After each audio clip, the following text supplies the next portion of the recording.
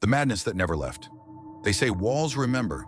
They soak in the screams, the pain, the whispers of those long forgotten. And if you listen closely, they speak. Tonight, we step into places most wouldn't dare. A realm where suffering was routine, where sanity was stripped away like peeling wallpaper. Abandoned asylums and forgotten hospitals, places once meant for healing, but now reek of something sinister. These halls don't just echo with the past, they live in it. Have you ever wondered what lingers in places where despair was the only prescription? Where patients were silenced not with kindness, but with restraints? What happens when the echoes of agony refuse to fade? Drop a comment below. Would you spend a night alone in an abandoned asylum? Or maybe you already have? Before we dive in, make sure to like, subscribe, and share if you love chilling horror stories and real-life paranormal investigations. Trust me, this one will leave you questioning everything. Now, let's begin. The beginning of the nightmare. The road to St. Mark's Asylum was cracked and overgrown, as if nature itself was trying to erase its existence. Thick trees surrounded the decaying structure, their twisted branches clawing at the sky. The air was unnaturally still, heavy with the weight of a history no one wanted to remember. I stepped out of the van, my camera gear in hand. The others, Ethan, our tech specialist, and Lisa, our researcher, stood beside me, their expressions unreadable. We had explored countless haunted locations before, but this one, something felt different. St. Mark's was one of those asylums that urban legends fed on. Established in the late 1800s, it was meant to be a place of healing for the mentally ill. Instead, it became a house of horror. Lobotomies performed without anesthesia, patients locked away and forgotten, and cruel experiments disguised as treatments. The asylum had shut down in the 1960s after a string of unexplained deaths. No one ever spoke of it again. Yet here we were, standing before its rotting doors, ready to uncover its secrets. Lisa scanned through her notes. Legend has it, the last doctor in charge, Dr. Montgomery, went insane himself. He started hearing voices, claimed the asylum was speaking to him. Then one day he just vanished. Ethan chuckled nervously. Great, so we're looking for a ghost doctor in a place full of ghost patients. I took a deep breath. Only one way to find out. We pushed open the doors. The asylum wakes up. The moment we stepped inside, the temperature dropped. The smell of mildew and something metallic, something like dried blood, filled the air. Our flashlights cut through the darkness, illuminating hallways lined with rusted wheelchairs and overturned hospital beds. We moved cautiously, each step echoing through the empty corridors. The peeling wallpaper curled like fingers, reaching out to us, and the doors to patient rooms stood ajar, as if waiting for someone to return. A sudden creak made us freeze. Ethan turned sharply, his camera pointed toward the sound. Did you hear that? Lisa nodded, her face pale. It came from the east wing. We followed the noise, our footsteps slow and deliberate. As we turned the corner, I spotted something on the wall, a set of handprints smeared in a dark reddish-brown stain. Some were large, some small, as if children had once pressed their hands there. But what sent a chill down my spine was the fact that the stains looked fresh. Guy, I whispered, pointing. Lisa swallowed hard. That shouldn't be possible. Before we could react, a soft whisper slithered through the hallway. It was distant but unmistakable, a voice speaking in a language I couldn't quite understand. Ethan fumbled with his EVP recorder. If there's anyone here, can you make a sound? Silence. Then suddenly a loud bang erupted from a nearby room, making us all jump. It sounded like a door slamming shut with incredible force. Lisa clutched my arm. That wasn't the wind. We cautiously approached the source of the noise. A patient room marked 137. The door stood closed now, though we all remembered it being open just moments ago. I reached for the handle, my fingers trembling slightly. With a deep breath, I pushed it open. Inside, the room was mostly empty, except for an old metal frame bed in the corner. The mattress was gone, leaving only rusted springs. But what made my blood run cold was what lay in the center of the room.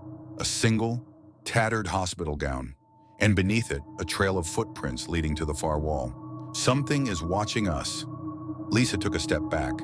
This doesn't feel right. I nodded. We should set up our equipment. Ethan hurried to place motion sensors and infrared cameras around the room. I adjusted my microphone, my hands still shaky. As we worked, the whispering returned. Louder this time, I turned, scanning the dark corners of the room. Did you hear that? Lisa's voice was barely above a whisper.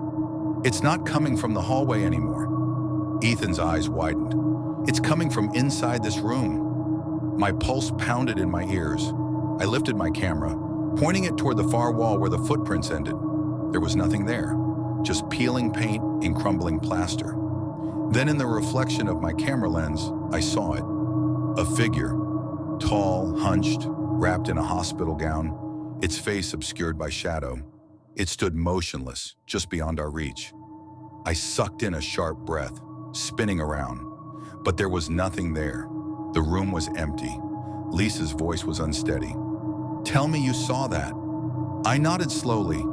Ethan, still frozen in place, whispered, I think we just met our first patient. Before we could react, the whispering escalated into a sharp, shrill scream that rattled the walls. The temperature dropped even further, and a force, a powerful, unseen force, swept through the room, knocking over our equipment. The door slammed shut behind us, and then, in the silence that followed, we heard it. A faint, rhythmic tapping, coming from beneath the bed. The tapping beneath the bed grew louder, rhythmic, deliberate, like something waiting for us to acknowledge it. My breath hitched as I stepped back, my flashlight trembling in my grip. Lisa pressed against the wall, her face pale. Ethan, ever the skeptic, swallowed hard but held his ground. The silence between taps was suffocating, each pause stretching unbearably long. Then, without warning, the metal frame of the bed groaned, as if something heavy had shifted beneath it. Lisa shook her head violently. I am not looking under there. I agreed, but curiosity had a way of overpowering fear. Gritting my teeth, I crouched down, slowly angling my flashlight toward the darkness beneath the bed. At first, I saw nothing, just dust, rotting fabric, and broken bed springs. Then, movement. A hand, small, skeletal, shot out from the shadows, fingers curling toward me. I stumbled backward with a strangled gasp, my heart hammering. Lisa screamed and Ethan jerked away, his camera shaking in his grip. The hand twitched, dragging itself forward, revealing an arm wrapped in tattered bandages, skin marred with deep, jagged cuts. And then, just as suddenly as it appeared, it was gone. The tapping stopped. The air thickened, oppressive and foul, as if the room itself had exhaled a breath it had been holding for decades. Ethan sucked in a shaky breath. Tell me we got that on camera. He checked his screen, rewinding the footage. But as we watched, our stomachs dropped. The hand wasn't there. The entire scene, from my terrified reaction to Lisa's scream, had been recorded. But the source of our fear, the hand, was missing. Lisa grabbed my arm. It wants to be seen on its own terms. I didn't like the way that sounded. A warning in blood. A loud crash echoed from the hallway, shattering the tense silence. Something, or someone, had knocked over one of our motion detectors. Ethan's eyes flicked to the screen displaying our live feed. The East Wing. Lisa hesitated. That's where the most violent patients were kept. Of course it was. We stepped into the hallway, the floor groaning beneath our feet. A cold draft snaked through the air, carrying the scent of something rotten. The walls seemed to close in on us, their once sterile white paint now streaked with years of decay. Then just ahead we saw it, a message, scrawled across the peeling wallpaper in dripping, wet red letters. Leave while you can. The three of us exchanged uneasy glances. Ethan ran his fingers over the letters. It's fresh. I felt a lump rise in my throat. Blood? Lisa exhaled sharply. It doesn't matter. Someone, or something, wants us gone. And yet, despite the warning, we pushed forward. Because that's what we did. We explored, we investigated, we ignored the fear clawing at our sanity because we needed to know. The east wing beckons. We approach the heavy double doors leading to the east wing. Rusted chains hung loosely from the handles, long since broken. The doors creaked as we pushed them open, revealing a long, dark hallway lined with padded cells. The walls were smeared with old, discolored handprints. Some were tiny, children's hands. Lisa whispered, "Why would kids be in an asylum?" Ethan checked his notes. There were reports of orphaned children being placed here in the 50s. They were labeled as unmanageable and subjected to the same treatments as the adults. A chill crawled up my spine. The idea of children trapped in a place like this, subjected to the same horrors as the mentally ill, was almost too much to bear. A metallic clatter interrupted my thoughts. A lone gurney rolled out from one of the rooms, its wheels screeching against the floor. Empty, moving on its own. Lisa gripped my sleeve. "We need to stop." Ethan, determined as ever, stepped toward the gurney. "Number, we keep going." And then, the whispering returned. Not one voice, dozens. They bled together in an eerie, disjointed hum, like a choir of the damned. Some were soft, pleading. Others were harsh, mocking. And then, clear as day, one voice rose above the others, a voice that didn't belong. "Run!" The hallway lights flickered. The doors at the far end of the corridor slammed shut. And then the screaming began. The hallway of the damned. The screams came from everywhere, from the cells, from behind us, from the walls themselves. I spun, my camera catching glimpses of movement, figures darting between shadows, hands pressing against the tiny cell windows, faces contorted in agony. Lisa clutched her head. "Stop! Make it stop!" Ethan fumbled with his equipment. "This is a residual haunting, energy imprinted on the walls. They don't know we're here." But I wasn't so sure, because as I raised my camera again, one of the figures stopped moving. A woman. She stood in the center of the hallway, barefoot, wearing a tattered hospital gown. Her hair hung in wet, matted strands over her face. She was the only one looking directly at us. Her mouth moved, but no sound came out. Then slowly, she lifted one hand and pointed behind me. I turned just in time to see the cell door to my right burst open. Something lunged. The last thing I saw before my flashlight cut out was a pair of hands reaching for my throat. And then, darkness. The world vanished into blackness. My breath came in sharp, panicked gasps as I scrambled backward, my fingers clawing at the cold, rotting floor. I couldn't see, couldn't hear Lisa or Ethan, couldn't even tell if I was still inside the asylum or somewhere else. A voice slithered through the darkness. Not mine, not Lisa's, not Ethan's. Low, rasping, right beside my ear. "You shouldn't be here." A cold hand brushed against my arm. I screamed. Light exploded into my vision as Ethan's flashlight flickered back on. I was still on the floor, my back pressed against a damp wall. Lisa was beside me, shaking, her own light trembling in her grip. What just happened?" she stammered. Ethan yanked me up. "The cameras cut out. The flashlights died. And then you just stood there." My skin crawled. "Number something grabbed me." Ethan shook his head. "No one grabbed you, man. You just froze." Lisa pointed toward the cell that had burst open. The door swung lazily on its hinges, revealing nothing but a dark, empty room. The air inside was thick, oppressive, like stepping into a grave. Lisa swallowed hard. "Something wants us separated. It's playing with us." I glanced at the camera footage. The moment everything had gone dark, I was standing still, motionless, silent, not even breathing, for almost a full minute. Then my own voice, distorted, guttural, whispered into the mic, "It's awake now." I felt ice crawl down my spine. "I didn't say that." Lisa grabbed my arm. "We need to get out of this hallway. Footsteps that don't belong." We turned, moving quickly down the corridor, but as we did, we heard them. Footsteps, not ours, software barefoot. Walking in perfect sync with us, I turned sharply, my flashlight scanning the corridor. There was no one there. Ethan's face was pale. "We're being followed." Lisa checked the camera feed. "No one's behind us, but..." She hesitated, her voice shaking. But the thermal camera is picking up footprints.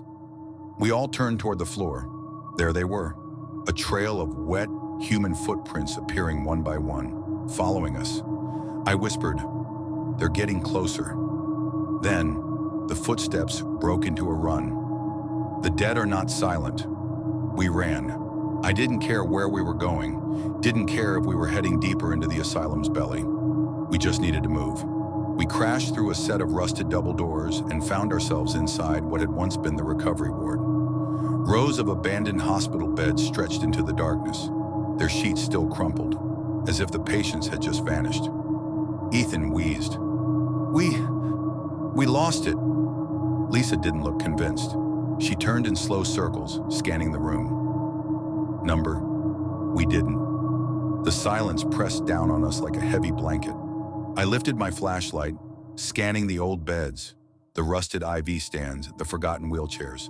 Then I saw it, a single bed at the far end of the room, different from the rest, strapped down, chains still secured to its rusted frame.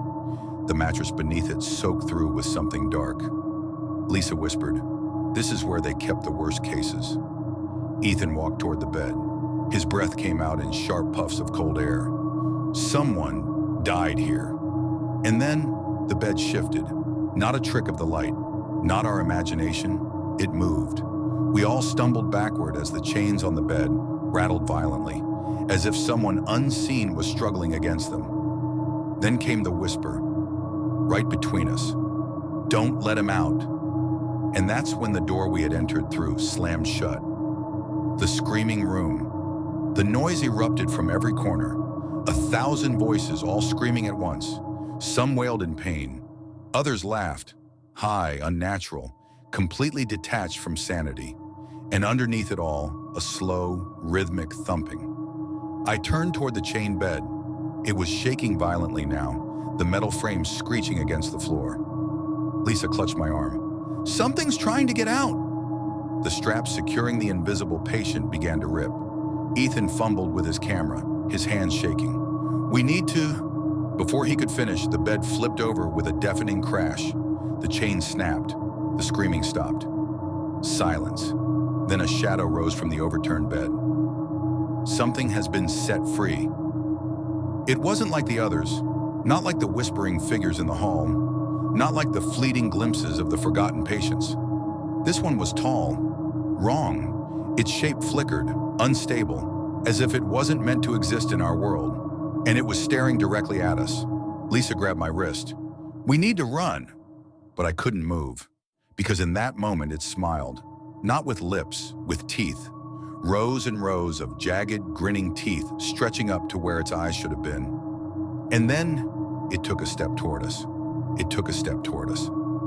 Not like a human, not like anything that had ever walked this earth. Its limbs twisted and cracked, stretching unnaturally as it moved. The sound, wet and brittle at the same time, made my stomach churn. And its grin, that impossible grin, stretched wider, the rows of jagged teeth gleaming in the dim light. Lisa let out a strangled gasp. Ethan stumbled back, nearly tripping over a broken wheelchair. I wanted to run. Every muscle in my body screamed at me to flee. But my feet wouldn't move. Neither would Lisa's. Neither would Ethan's. We were rooted to the spot. The thing knew. It took another step, dragging one elongated arm along the floor, its fingers scratching deep grooves into the rotting tiles. Then, it spoke. "You let me out." Its voice was all wrong, a mixture of different tones, as if a dozen voices were speaking at once. Male, female, child, elderly, all layered on top of one another in a discordant, broken symphony. Lisa squeezed her eyes shut. "Number, no, no, no." Ethan struggled against the unseen force holding us in place. "What the hell do you want?" The thing twitched, its head jerking to one side in a quick, unnatural motion. Then the grin widened, if that was even possible. "To play." And then, the lights went out. A game of shadows, total darkness. Lisa screamed. Ethan cursed. I reached out blindly, my fingers brushing against something cold. Not Lisa, not Ethan, something else. A hand. It squeezed back. I ripped my arm away, stumbling backward. Then in the void, the whispering returned. Not just around us, inside us, crawling into our ears, digging into our thoughts. Let's play a game. The lights flickered back on. Lisa and Ethan were gone. I was alone. Not alone. The thing stood inches from my face. I recoiled, barely suppressing a scream. Its head twitched, its two long arms swaying at its sides. And then slowly, it lifted a hand and pointed behind me. I turned. A door, one that hadn't been there before. A single word was carved into the wood. Play. I didn't want to. I had to. The room that wasn't there. The door creaked open on its own. Beyond it, a room that shouldn't exist. Not part of the asylum's layout. Not in any of the blueprints we'd studied. It was a children's playroom. Small chairs, stuffed animals, a rocking horse in the corner. Everything covered in dust, untouched for decades. The walls, wrong, not painted, padded, like a cell. In the center of the room sat 3 dolls, one with brown hair, one with glasses, one with a camera around its neck, a perfect replica of Lisa, Ethan, and me. I swallowed hard. Then the rocking horse moved, not slowly, violently. The dolls turned their heads toward me, and from the corner, something giggled. The laughing thing, the giggling didn't sound human. It was high-pitched, breathy, wrong. I turned sharply, my flashlight flickering. A small figure crouched in the corner, its back facing me. Thin, malnourished, hair hanging in damp, tangled strands. It rocked back and forth, giggling, its shoulders shaking with unnatural spasms. The moment my light touched it, it stopped. The air turned thick. And then, in a slow, jerky motion, it started to turn its head. Not its body, just its head. I stumbled back, my stomach twisting in horror as it kept turning. Further, further, too far, until its face was completely upside down, and its grin, wide, sharp, stretched from ear to ear, was identical to the thing we had released. Then it spoke, not in a whisper, not in a layered voice, but in Lisa's voice. Why did you leave me?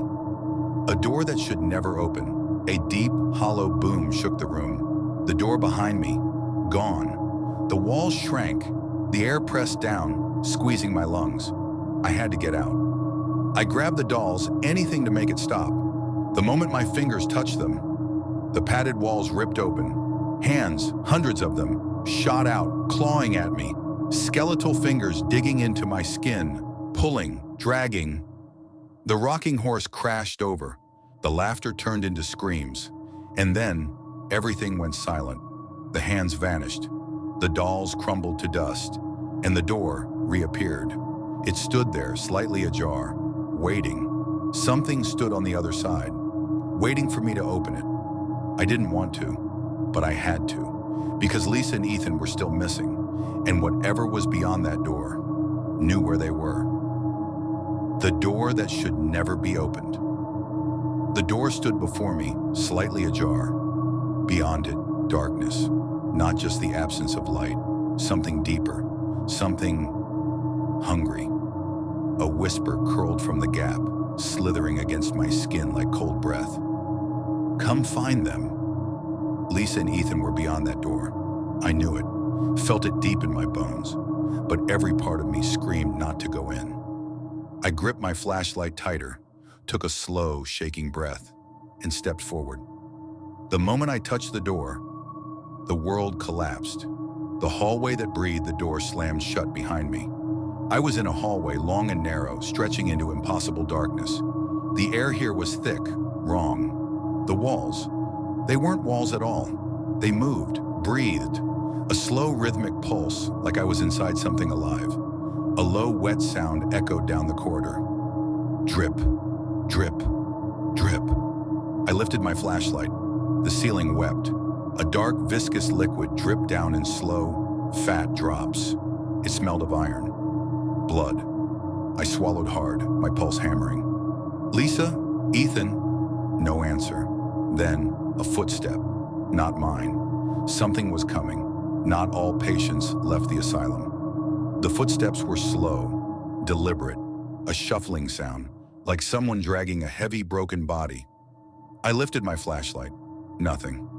Then from the corner of my eye, a figure stepped out from one of the doorways, pale, barefoot, dressed in a tattered hospital gown. The patient. I couldn't move. Her head twitched violently, her body unnaturally rigid.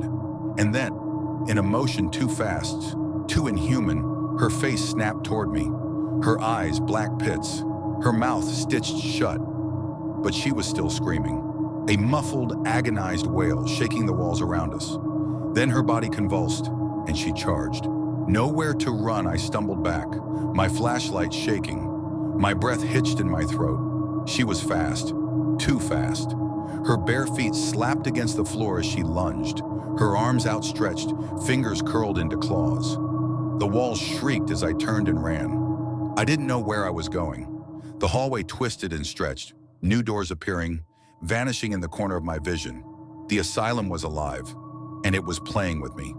The operating room, I didn't stop running until I slammed into a door. It burst open and I tumbled inside. The moment I did, silence. The muffled screams, gone. I was in a room. No, not just any room, an operating room. The surgical table was still stained. Rusted tools lay scattered on metal trays. The smell of decay filled the air. I turned and froze. Lisa was on the table. The surgeon's work is not done. Strapped down, unconscious, wires hooked to her arms, surgical marks carved into her skin. A figure loomed over her, a doctor, or what was left of one. His coat was blackened, rotted away in places. His mask, cracked porcelain, revealing glimpses of something shifting underneath. In his hand, a scalpel. He didn't react to me, just whispered in a voice like rusted metal, "Not finished yet." Then he turned the blade on Lisa. I lunged forward, but the room exploded into darkness, the sound of bones snapping. I heard Lisa wake up, her breath hitched. Then, a sickening snap, a scream, her scream cut short, and then silence. The lights flickered. The operating table was empty. Lisa was gone. The doctor was gone. Only the scalpel remained, resting on the blood-stained sheets. A hand touched my shoulder. I turned and saw Ethan, but it wasn't him. His face was pale, his eyes wide. "We need to go." I stared at him. "Where's Lisa?" Ethan swallowed. "She's gone. We have to leave now." Something about him felt off. His face looked like Ethan's, but it wasn't him. The eyes, wrong, too dark, too deep. He grabbed my wrist and whispered, "Run!" Then, the ceiling split open and something crawled out. The crawling thing. The ceiling split apart like rotten flesh, and something poured out.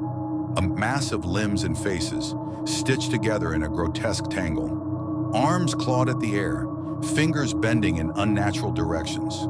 Mouths opened wide, gasping, screaming. Some laughed, others begged. And in the center of it all, Lisa, or what was left of her, her face stretched across the writhing flesh, her mouth frozen in a silent scream, her eyes wide, desperate, pleading. I couldn't move, couldn't breathe. And then it lunged, nowhere left to run. Ethan, or the thing wearing his face, shoved me backward. "Go!" he hissed. The floor cracked beneath me.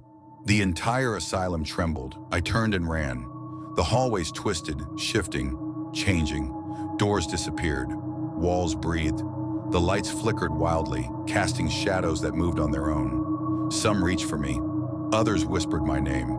The asylum was closing in, and behind me, the thing was coming. The wrong escape route. I burst through a door and stopped cold. A dead end.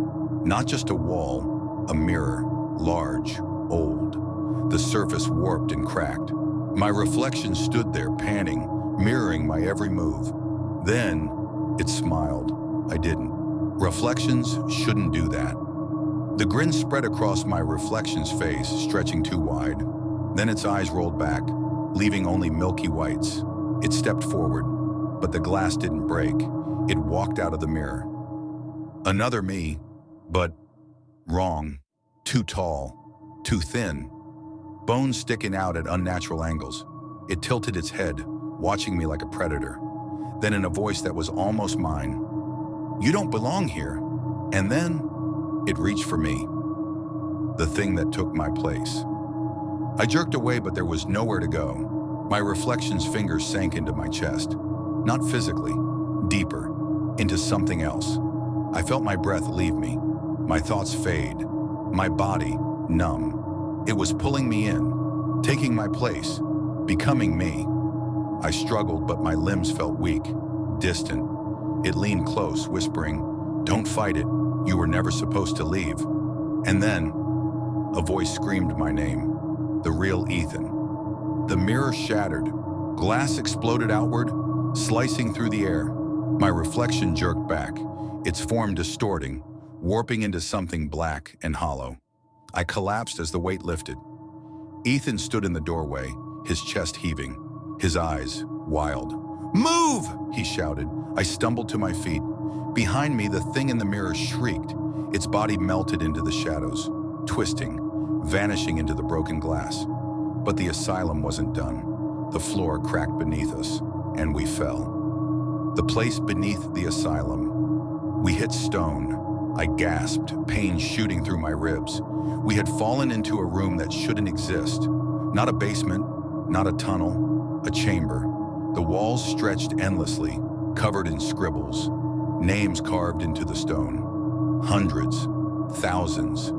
And in the center, a chair, rusty, strapped with restraints, and someone was sitting in it. The patient that was never released. The figure was motionless, bound by leather straps and rusted chains.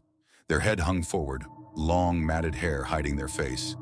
But the second we entered, they moved, a slow, unnatural tilt of the head. Then, a whisper, "You shouldn't be here." I froze. The voice was Lisa's. Ethan swore under his breath. "That's not her." I stepped closer. I had to see. The figure slowly lifted its head, and I saw its face. Not Lisa, not a stranger. Me. The truth they never wanted us to find. I stumbled back. My mind couldn't process what I was seeing. The person in the chair, they looked exactly like me. Pale, hollow-eyed, mouth stitched shut. A deep, sick feeling spread through me. Ethan grabbed my arm. "We need to go." But I couldn't move, because suddenly I remembered something I was never supposed to remember. The asylum wasn't abandoned. It was waiting for me. The names on the walls, one of them was mine. This wasn't an investigation. This was a return. And the thing in the chair, it wasn't just me. It was the real me. I wasn't escaping. I was going back. The final descent. The thing in the chair, the other me, stared back. Its stitched mouth twitched. A strangled, muffled sound pressed through the seams. A whisper of agony. I wanted to run. Every part of me screamed to get out. But something rooted me in place. Memories. Flashes of something horrible. Of this asylum. Of me strapped to that chair. Of doctors in shadowy coats standing over me. Whispering, cutting, experimenting. A voice echoed in my skull. "You never left." Ethan's grip on my arm tightened. "We have to go. Now." But I couldn't, because I knew the truth. I wasn't here to investigate. I was here because I belonged. The faces in the stone. The walls shifted. The carved names, they bled. Dark liquid dripped down the stones, forming faces, familiar faces. Lisa, the doctor, the patient with her mouth stitched shut, and among them, me, whispering, chanting. "One of us, one of us, one of us." A pressure built in my head. The walls pulsed, breathing, alive. The thing in the chair shuddered. Then with a sickening tear, the stitches on its lips snapped open, and it screamed. Lisa's return. The sound was wrong, not just from its mouth, from the asylum itself. The floor shook, the ceiling cracked. Ethan pulled me, but the walls were closing in. And then, Lisa stepped from the shadows. but she wasn't. Lisa. Her eyes were sunken, hollow, her skin stitched and marked with scars. She reached for me. Her voice was soft, pleading. "They won't let us leave." Behind her, something crawled out of the darkness, a shape too large, too many limbs, dragging itself from the abyss. A mass of bodies and mouths. The asylum itself, awake, and it was hungry. No way out. The asylum was consuming itself. Walls collapsed inward. The air thickened, suffocating, pressing against me. Lisa's fingers brushed my arm. Cold, lifeless. "Stay with us." Ethan ripped me back. "This isn't real," he shouted. But it was. The thing in the chair, the other me, stood up. Its eyes locked onto mine. And suddenly, I remembered everything. The surgeries, the experiments, the voices. They hadn't let me go. I had only thought I escaped. I had been living a lie. The real me never left. I had to make a choice. Stay or run. Breaking the cycle. Ethan pulled something from his bag, a flare. He lit it and threw it at the walls. Fire roared to life. The bleeding names burned. The asylum screamed. Lisa shrieked, falling back into the shadows. The thing in the chair, the real me, collapsed, twitching, vanishing into the flames. I turned and ran. Ethan was right behind me. The world collapsed. Rooms folded into themselves. The hallways twisted into endless loops. We sprinted, door after door after door, until light, a single door, the exit. And as I reached for it, a hand grabbed my ankle. The final choice. I looked down. Lisa, her eyes pleading, her lips moving, but no sound came out. She was still trapped. I hesitated. Ethan shoved me forward. "Go!" The asylum screamed. I ran. The door slammed behind me, and then silence. Aftermath, I hit the ground outside. Cold air, fresh, real. The asylum was gone. Just an empty lot. No building, no ruins, nothing. Ethan stood beside me, panting. Neither of us spoke, because we knew. The asylum wasn't just a place, it was a trap. And Lisa was still inside, waiting for the next visitor, for the next investigation, for the next poor soul who wouldn't leave. And maybe one day she'd find her way out. Or maybe she'd call me back. What would you do if you were trapped in an asylum that didn't want to let you go? Let me know in the comments. And if you enjoyed this terrifying journey, don't forget to like, subscribe, and share for more spine-chilling horror. This is Forever Wild Stories, signing off, but not for long, because some places, they never really let you leave.